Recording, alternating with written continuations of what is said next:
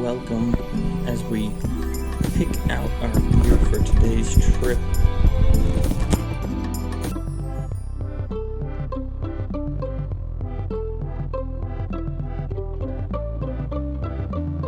We'll be taking two Veritas 2.0s, 7.3 medium heavy, and this Vendetta 7.3 medium heavy.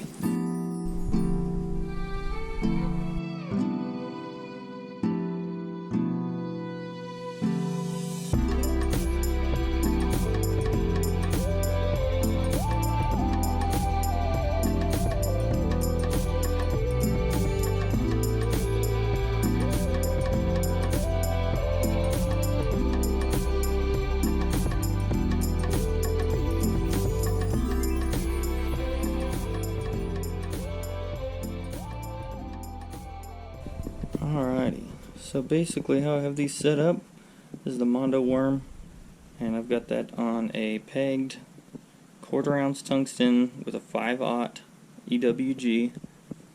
Next I've got this little brush hog. This is the smaller sized brush hog for Lewis and Wright, so it's like a 4.5 I believe, and same exact setup on that one. And then lastly we've got my homemade craw, which you guys saw, and that's on a pegged 3/16 ounce tungsten, so a little smaller, just a Texas rig with again a 5/0 EWG. So now it's time to pack up our baits. We're gonna head to the Fort Churchill cooling ponds today, hopefully beat the storm there, see if we can get on a bite before it comes in, catch some fish for you guys. Stay tuned, I hope you enjoy.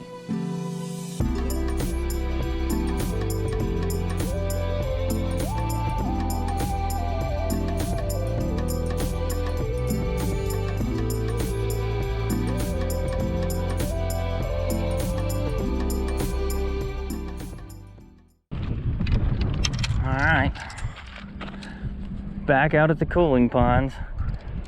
I know I didn't make a video out of this, but last time I was here was the same situation.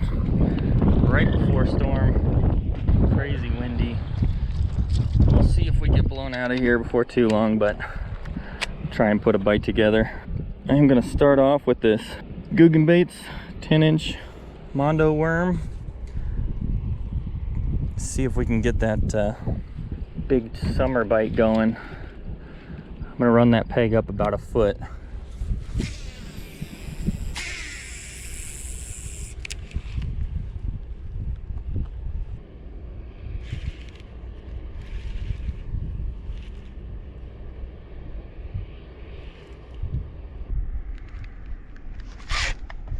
Got one.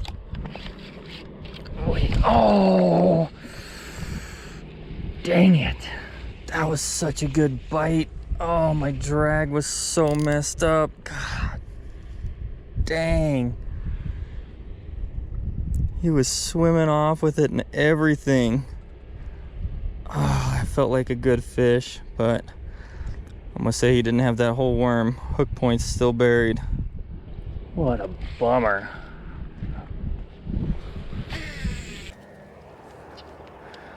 Alright, let's take a quick pause.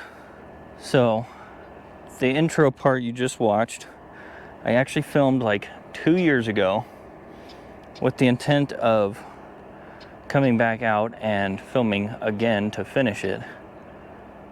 Only I completely forgot about it, and it sat for like 1.5 years or 2 years. So today I'm gonna try and finish out the first part of this video. So I'm starting in the same spot as you can see, and we'll see if we can catch some fish. I'm going to change it up a little bit. I know I was running a curly tail ribbon worm, the Guggen, but we're going to switch over to a brush hog style bait and see if we can finish out getting some bites.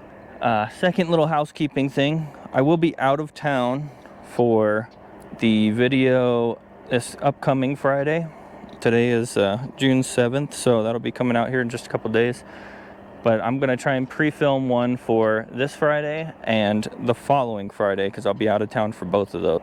But one of those videos I think I'm going to end up doing, so probably the one next Friday, not this upcoming Friday, I think I'm going to end up doing a talking head style video. I wanted to do a detailed walkthrough on the boat, and I've been meaning to do one for a while, kind of show you guys how I have it set up with all my gear and stuff in it, because I remember when I got the boat, I obviously did a quick walkthrough with it, but I haven't gone really into detail on what I had on that boat.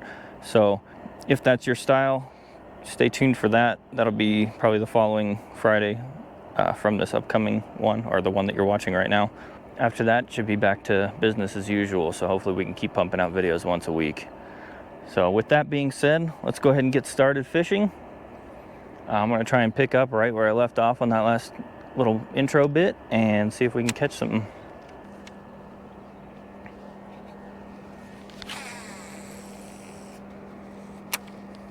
I am seeing some little fry swimming around here eating stuff, so that should mean we've got some freshly spawned fish.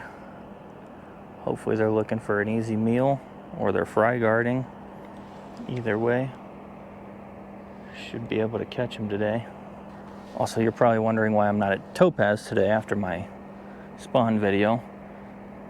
They were calling for 15 to 25 or 20 miles an hour winds today, and as you can see, it's definitely not that windy, but it may pick up later. I don't know. I just decided not to risk it with the wind. Came out here instead, try and finish this other video.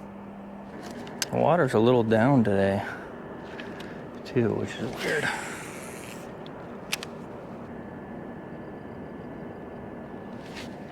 Oh, shoot.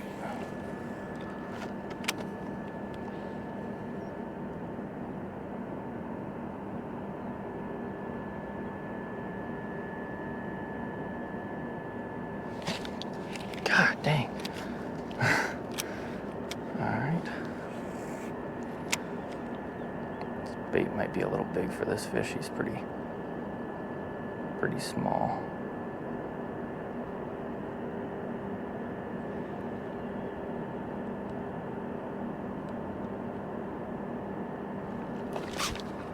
Got him that time. Nice. Nice. Okay. Skinny spawned out. So good. And he's probably fry guarding. I mean, I hooked that fish 3 times, so that tells you he's kind of stuck to that spot, which is good. That's what I was hoping for. And he absolutely tangled up my trench hog. Sweet, first fish for the day. If I set up right here, I should be able to hit that patch and that patch. Now, if years past have been any clue in to me on where these fish are, I know, at least when I was catching them on underspins and stuff, they really relate to these cattail patches, and they'll just hang right off of them. So try to get real up close with them.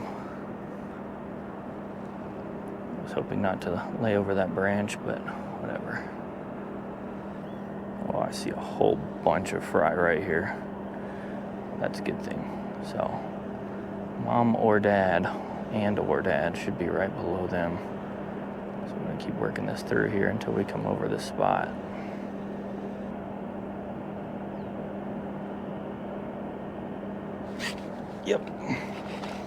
Yep. That right there is a good parent.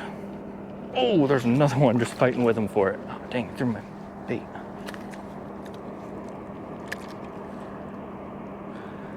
Alright, I gotta get this dude back and see if I can catch this other one right here. That's not a bad one there. Probably pounder. Get him back, let him go hang with his kids again. I am going to rebait and go for this guy right at my toes.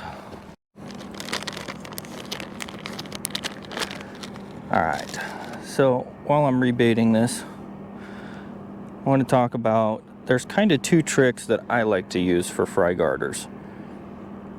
Pretty consistent. So you can either use just a big presentation bait, something that looks like it's aggressive to their kids, or you can run something like a bright colored bait, something they can see really easy, because a lot of times they'll go off after that just because they can see it from afar coming into where they're guarding.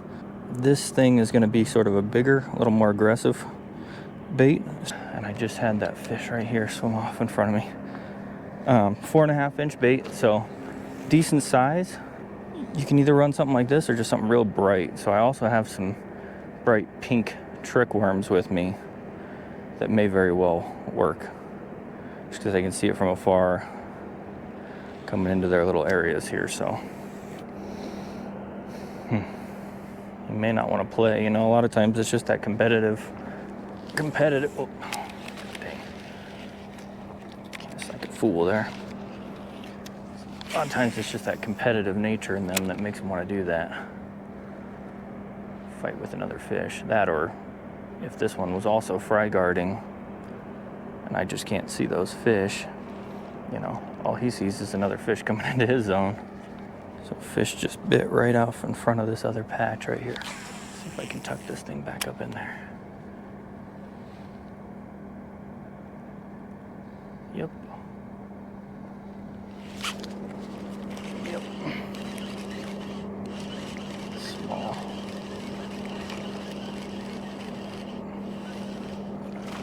Just watched him eat on the surface over there. Small indeed. Back. Yeah.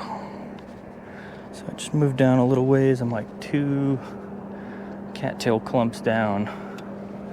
I saw something kind of interesting over by that first one, so I think I'm gonna see if I can cast over there real quick, see if there's another fish in there. I'm probably gonna have to retie my line here before too long. I definitely hit some sharp stuff on one of those snags. Yeah. I'm gonna have to cut about 4 inches off.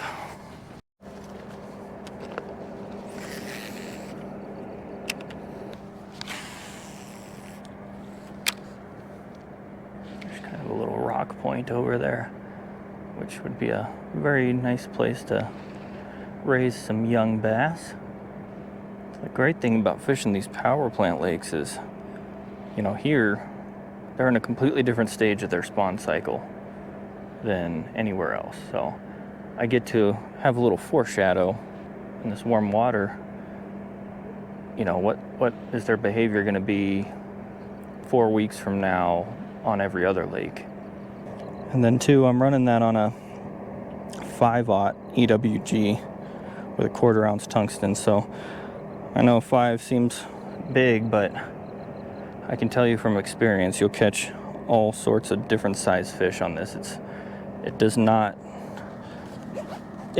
block out small fish from eating these. They will get a 5/0 hook down. Well, the GoPro troubles have definitely begun. So, see how long this thing holds out. We're gonna finesse it up a little bit, slow things down. See if we can generate a few more bites.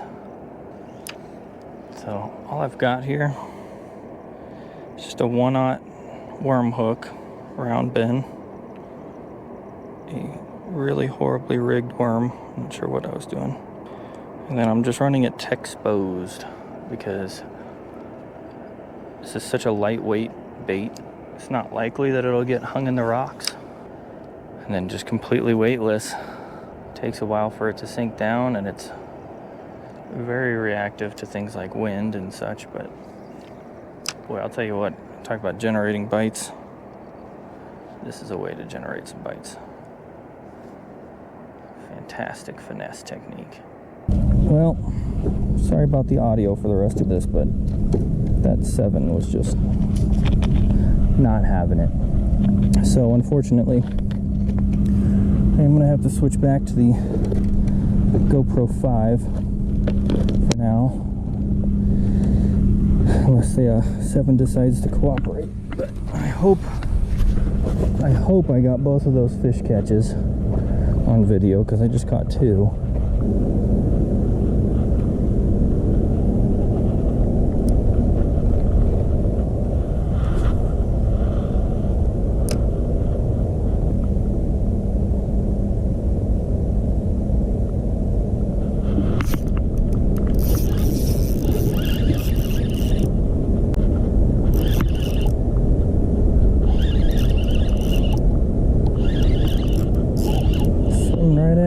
Oh boy. Kitty cat.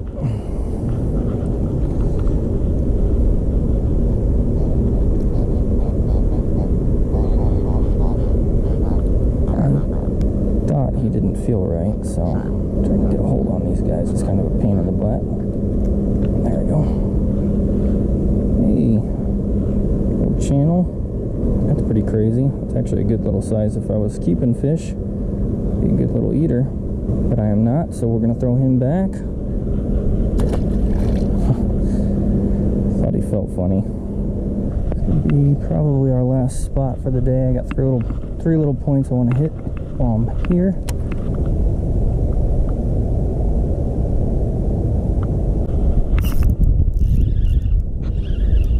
Ooh, little guy. Dang, he had a buddy with him too.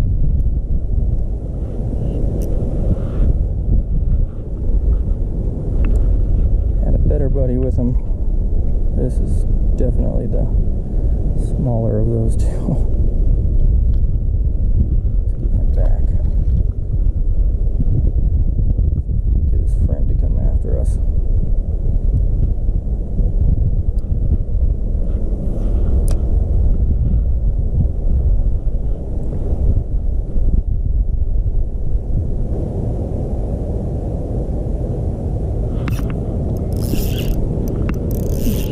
His buddy to come back. Alright, this is gonna be a lot better fish. Let's flip him up. Okay.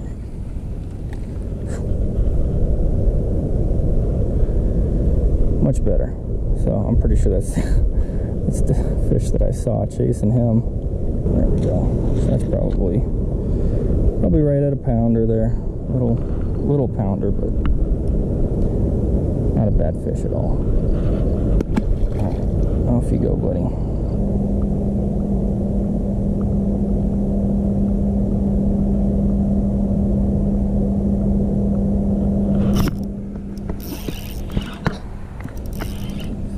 What was that?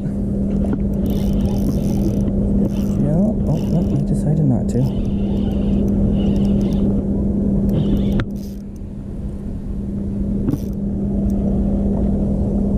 Bring him back over to us.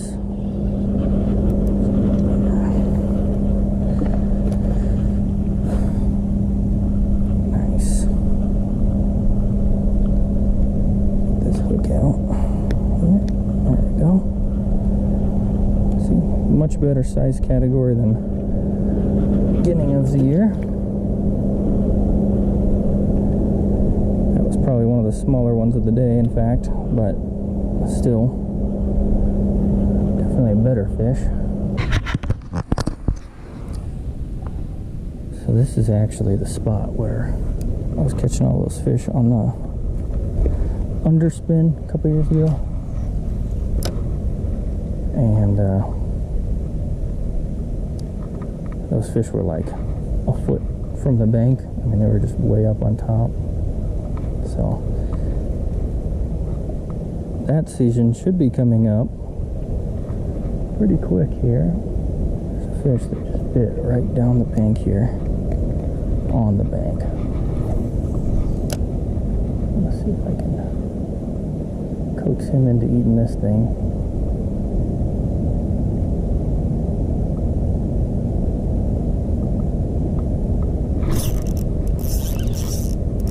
Why, yes, we can coax him into eating it.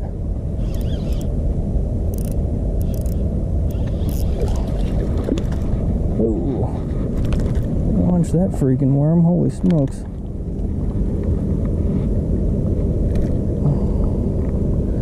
Not a bad one at all.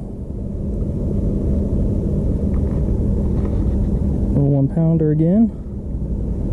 Figured we could get him over there. Just trying to get it real tucked up close there without getting too hung up in the reeds. But not a bad looking fish. Off he goes. I lost my worm. My gear is all the way back over here. So I think that is going to conclude this one. The revisit of my 2020 or 19, I don't even know what year that was. That was a while ago. Where I started on those Mondo worms and